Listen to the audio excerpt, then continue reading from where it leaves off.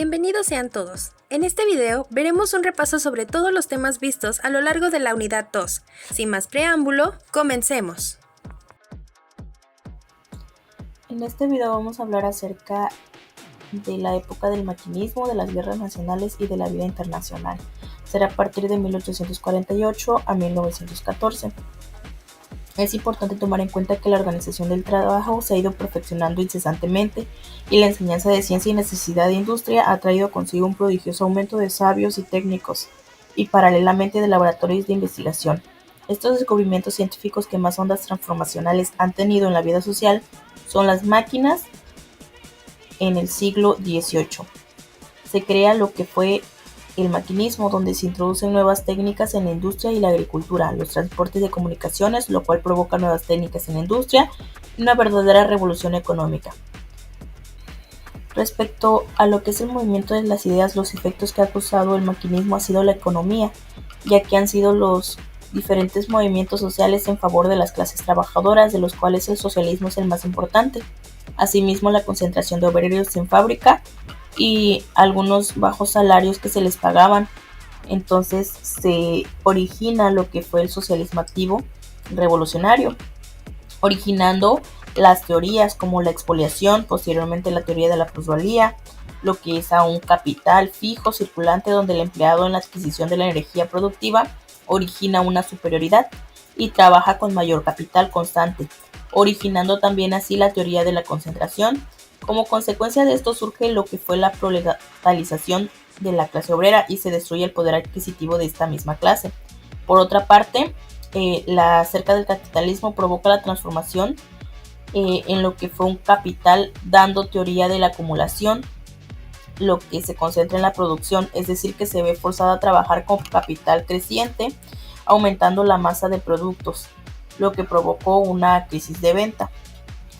Debido a esto surgen lo que fueron las revoluciones y reformas políticas en Europa, ya que desde que se despertó en los pueblos el espíritu de libertad, se pensó que un Estado debía componerse de todos los hombres que manifestaran la voluntad de pertenecer a lo que era un mismo gobierno.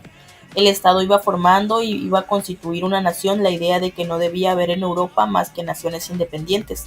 Una de otras se llama lo que fue las nacionalidades, como los gringos y belgas, que fueron ayudados por Francia, fueron los primeros en independizarse de los opresores.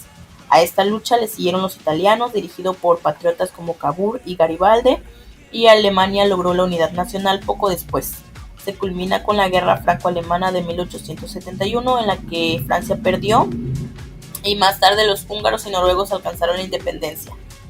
Lo que fue la vida política y social de América experimentó un importante cambio, ya que asegurada la independencia de los Estados Unidos tuvieron un momento crítico en la historia, y fue la guerra de secesión, donde así no se resultó los estados del norte suprimir la esclavitud, sino que encontraron un periodo de extraordinaria prosperidad, reiterando expansiones con una población que excedía de los 100 millones de habitantes con recursos.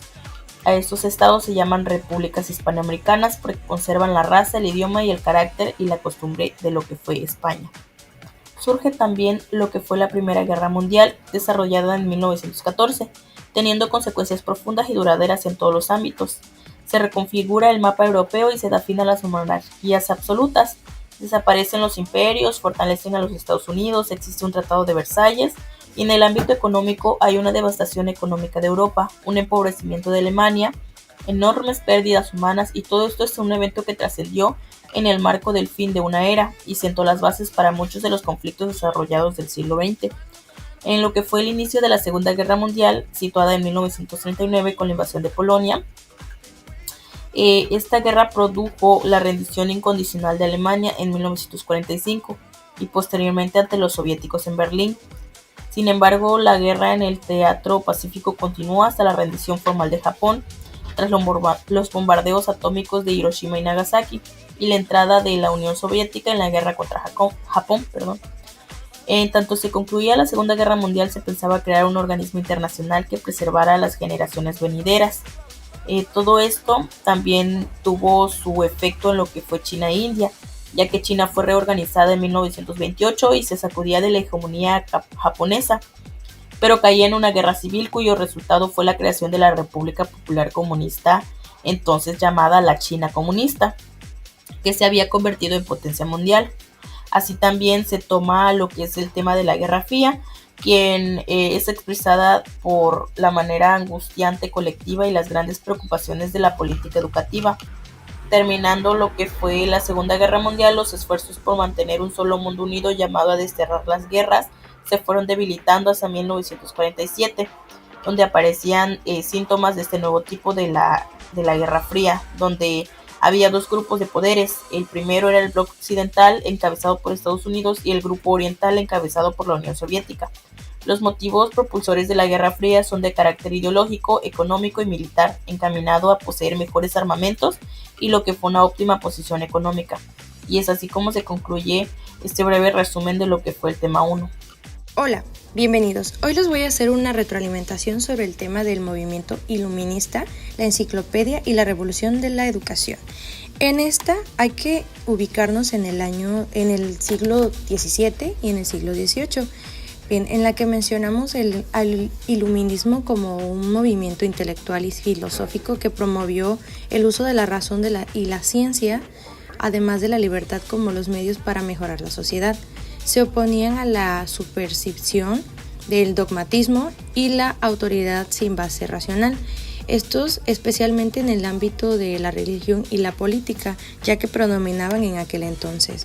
La enciclopedia de la educación es el diccionario del razonado de las ciencias, las artes y los oficios. Fue uno de los logros más emblemáticos del ilusionismo. Su creación fue dirigida por los filósofos franceses Denis Diderot y Jean de Rod-Ambrand, con la colaboración de los muchos pensadores de la época.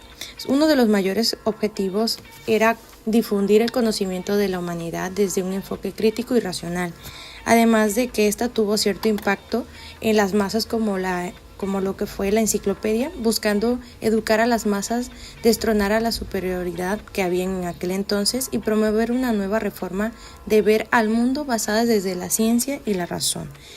Además que se publicó en 28 volúmenes, esto entre 1751 a 1772, que se convirtió en una de las obras más influyentes del siglo XVIII.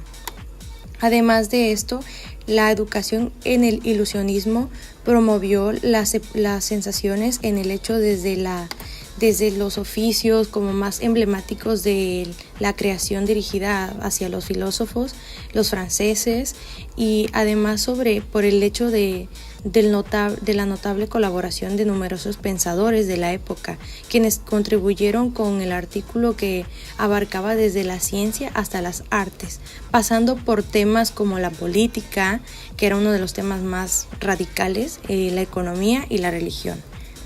Muchos de estos pensadores que contribuyeron a la creación de esta numerosa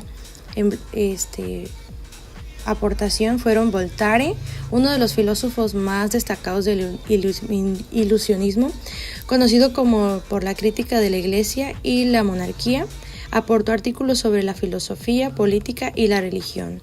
Además de Jean Rousseau, filósofo y escritor influyente conocido por sus teorías sobre la educación y la libertad. Aunque su participación en la enciclopedia fue limitada, sus ideas influyeron profundamente en el pensamiento de la época. Además de Montesquieu, filósofo político famoso por su obra El espíritu de las leyes, sus artículos sobre la política, el derecho y las instituciones fueron fundamentales para la enciclopedia. Además de Condorcet, matemático y filósofo, conocido por su defensa en los derechos humanos y la educación universal. Fue un defensor de la razón y de la ciencia que contribuyó en la enciclopedia para su visión progresista. Además de D'Alembert, junto con Diderot, fueron uno de los principales editores y coeditores de la enciclopedia. Su trabajo en el campo de las matemáticas y la filosofía también dejó una huella en el contenido de la obra. Además de Buffon, naturalista que escribió extensamente sobre la historia natural y las ciencias naturales, contribuyendo con artículos sobre la biología, la geología y la clasificación de los seres vivos. Además de Herbartius, famoso materialista cuyas ideas sobrepensaban en la educación y la naturaleza humana. Fueron clave en el desarrollo de la enciclopedia, especialmente en artículos sobre psicología y moral. Bien, además de Thurgood, economista y ministro de Finanzas, cuyas ideas económicas influyeron en varios artículos de la enciclopedia, enfocándose en las teorías económicas y la mejora de la sociedad a través del trabajo. Muchos de estos colaboraron en los conocimientos, sino también una herramienta para difundir el pensamiento crítico, mencionando que cada uno tenía sus aportaciones y dejó huella en el ámbito del conocimiento. Y más que nada, estos pensadores claves junto con muchos otros ayudaron a construir una obra que no solo refleja el conocimiento de la época, sino también los ideales del iluminismo, la razón, la ciencia y la libertad en el progreso de la educación. Mas, sin embargo, estas también se presentaron como complicaciones en aquel entonces, pero más que nada quedaron en claro con el promover una educación basada en la ciencia y la libertad. La enciclopedia, el desempeño en un papel crucial en la difusión de las ideas del iluminismo, como la igualdad de derechos, la libertad de pensamiento y la racionalidad en los individuos, además que impulsó a la creación de sistemas educativos más inclusivos y accesibles, marcando el comienzo de un cambio en la reforma en la que la sociedad veía la educación y el conocimiento. Gracias a estos esfuerzos colectivos, el iluminismo dejó un legado duradero que sigue influyendo en el pensamiento moderno, ya que la enciclopedia no solo ayudó a iluminar a las mentes de su tiempo, sino que también abrió las puertas al progreso y cuestionando también las estructuras de autoridades, como la jerarquía y lo emblemático de aquel entonces, dejando una huella imborrable en la historia del pensamiento y la cultura occidental. Y bueno, eso es una retroalimentación sobre el tema y bueno, agradeciéndoles por su atención. Bye. Jean-Jacques Rousseau fue una figura clave del pensamiento moderno y uno de los filósofos más influyentes en el siglo XVIII. Su propuesta educativa, conocida como naturalismo pedagógico, surge en el contexto de la Ilustración, una época marcada por la crítica del absolutismo, el impulso del pensamiento racional y la búsqueda de una educación laica, moral y patriótica. En este periodo, la pedagogía comienza a distanciarse de la tradición religiosa para abrir paso a una visión más secular, científica y centrada en el ser humano. Rousseau se destaca en el movimiento como un pensador que rompió con los modelos educativos tradicionales, cuestionando la educación autoritaria y proponiendo un enfoque centrado en la naturaleza del ser humano. La visión del ser humano y la infancia de Rousseau. El naturalismo pedagógico que propone Rousseau parte de una idea fundamental: el ser humano nace bueno por naturaleza, pero es corrompido por la sociedad. A diferencia de las visiones autoritarias de la infancia que predominan en su época, Rousseau defiende que el niño no es un adulto en miniatura ni un ser defectuoso que debe de ser corregido, sino un ser con una naturaleza propia que debe de ser respetado. Desde su perspectiva, la infancia es una etapa valiosa por sí misma y no solo un periodo de preparación para la adultez. Por ello, la educación debe adaptarse a las características de cada etapa del desarrollo, permitiendo que el niño aprenda de manera libre, autónoma y en contacto con la naturaleza. Principios de naturalismo pedagógico. Rousseau desarrolla su propuesta pedagógica principalmente en su obra Emilio o de la Educación de 1762, donde narra el proceso educativo ideal de un niño guiado por un tutor en contacto directo con la naturaleza. Uno de los principios clave de este modelo es la educación centrada en el niño, es decir, que tenga en cuenta su interés, necesidades y ritmos de desarrollo. Rousseau introduce también el concepto de educación negativa, que no consiste en enseñar directamente, sino en evitar la intervención prematura del adulto, dejando que el niño descubra el mundo por sí mismo. Esta educación busca que el aprendizaje sea resultado de la experiencia y no de la imposición, fomentando así la curiosidad, la autonomía y el pensamiento crítico desde una edad temprana. Etapas del desarrollo humano según Rousseau. Uno de los aportes más significativos de Rousseau es su idea de que el desarrollo humano se da en etapas, cada una con características propias. En la primera etapa, que va del nacimiento a los 12 años, el niño debe explorar el mundo a través de sus sentidos, desarrollando su cuerpo y su percepción. Es una etapa en la que no se debe introducir la razón, sino permitir la experiencia directa con el entorno. Entre los 12 y los 20 años comienza la etapa de la razón, en la que el joven puede comprender conceptos más abstractos y es capaz de razonar, aprender ciencias y reflexionar. Finalmente, entre los 20 y los 25 años se alcanza la madurez moral, donde el individuo puede ejercer su libertad con responsabilidad. La educación, según Rousseau, debe acompañar a cada una de sus etapas sin forzar los procesos naturales. Críticas y limitaciones de su modelo. A pesar de lo innovador de su propuesta, el modelo educativo de Rousseau no está exento de críticas. Algunos autores han señalado que su planteamiento es difícil de aplicar en contextos reales, especialmente en la educación popular o la institucional, ya que está pensado para un entorno ideal, un niño aislado de la sociedad acompañado por un tutor exclusivo. También se ha cuestionado la visión excesivamente idealizada de la infancia y de la naturaleza, así como la falta de interacción con otros niños y con la vida comunitaria. Su propuesta educativa se dirige únicamente al varón, dejando afuera a las mujeres, lo que ha sido objeto de fuertes críticas desde las pedagogías feministas y contemporáneas. Impacto e influencia en la pedagogía posterior. A pesar de sus limitaciones, el legado de Rousseau en la pedagogía es profundo. Sus ideas influyeron en importantes pensadores como Pestalozzi, Froebel y Herbart, quienes desarrollaron propuestas pedagógicas centradas en el niño, en el desarrollo integral y en el respeto por los ritmos de aprendizaje. Rousseau también fue una figura inspiradora para el movimiento de la Escuela Nueva en el siglo XX, que recuperó sus principios de libertad, experiencia activa y aprendizaje natural. Su visión ayudó a revalorar la figura del niño como un ser con derechos, potencial y dignidad, y sentó las bases para una pedagogía más humana, crítica y transformadora.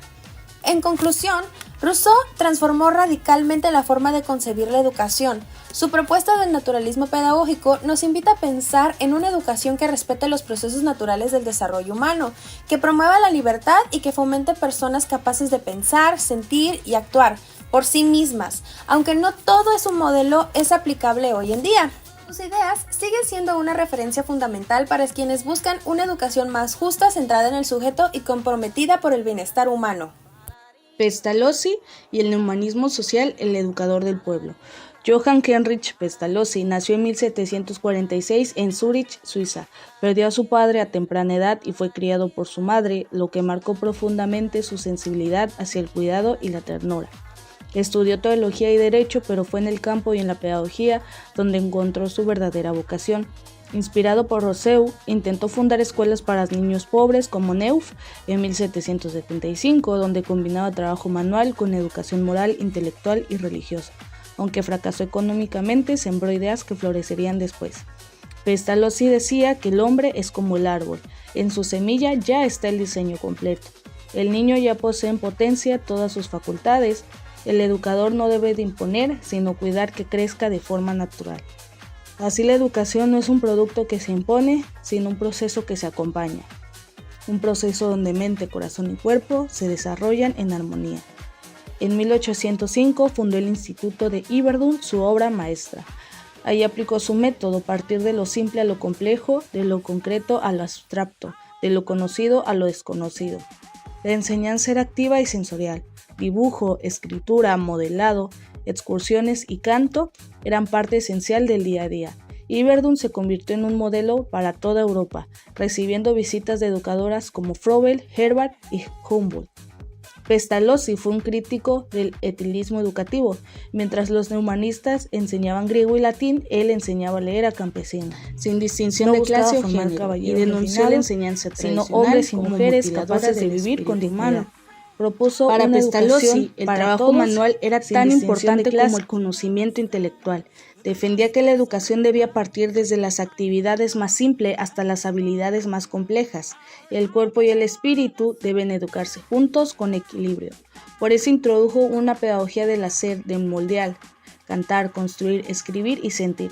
La educación debía ser viva, no memorística. La moral era el centro de todo. La educación debía formar personas buenas, no solo inteligentes, y esta moralidad no debía ser impuesta, sino vivida, desde la familia, el ejemplo y la comunidad. Para él, el hogar era el primer templo educativo y el amor la primera lección de fe. Rechazaba una religión dogmática, apostando por una espiritualidad libre, activa y auténtica. Pestalozzi fue un pionero. Revolucionó la pedagogía, humanizó la enseñanza y dignificó al niño. Hoy sus ideas siguen presentes en enfoques como la educación activa, inclusiva y holística. Su pedagogía no solo fue teoría, fue acción. Nos dejó una lección muy poderosa. Educar es un acto de amor y justicia social. Porque donde hay un niño que aún espera aprender con dignidad, allí vive su legado. Vamos a continuar hablando sobre un personaje clave en la historia de la pedagogía, que es Herbert, un filósofo y pedagogo alemán que sentó las bases para una educación científica y centrada en la formación moral.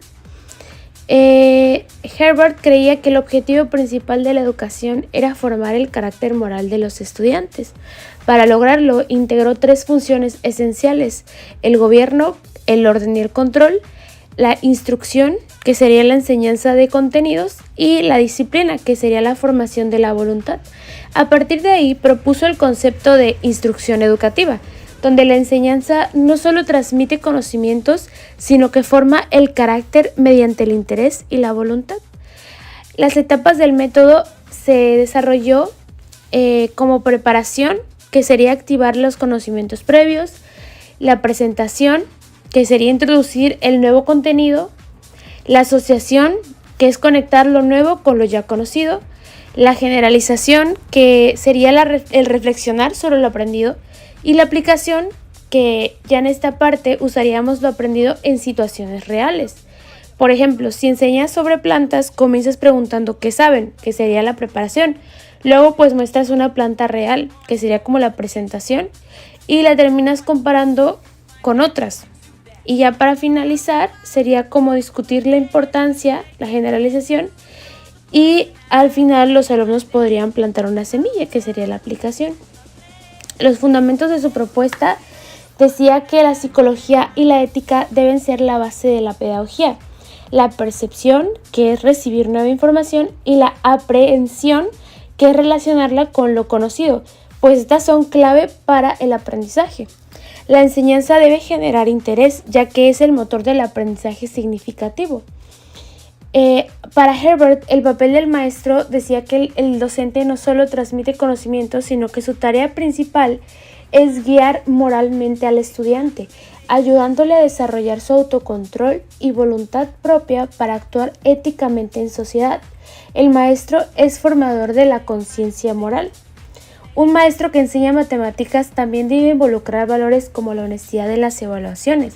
Un niño que aprende mejor con imágenes puede beneficiarse más si el maestro usa gráficos o dibujos para enseñar fracciones. Se puede usar ejemplos cotidianos como por ejemplo repartir una pizza o un pastel. Herbert fue uno de los primeros en relacionar la psicología con la pedagogía, anticipándose a lo que hoy conocemos como una educación basada en evidencia. Su sistema influyó en la enseñanza moderna y estableció un camino hacia una pedagogía pues más estructurada, científica y ética. Su legado nos recuerda que enseñar no es solo informar, sino también formar seres humanos morales y conscientes. Esto ha sido todo por el video. Esperemos que este viaje a través del conocimiento haya sido de su agrado. Muchas gracias.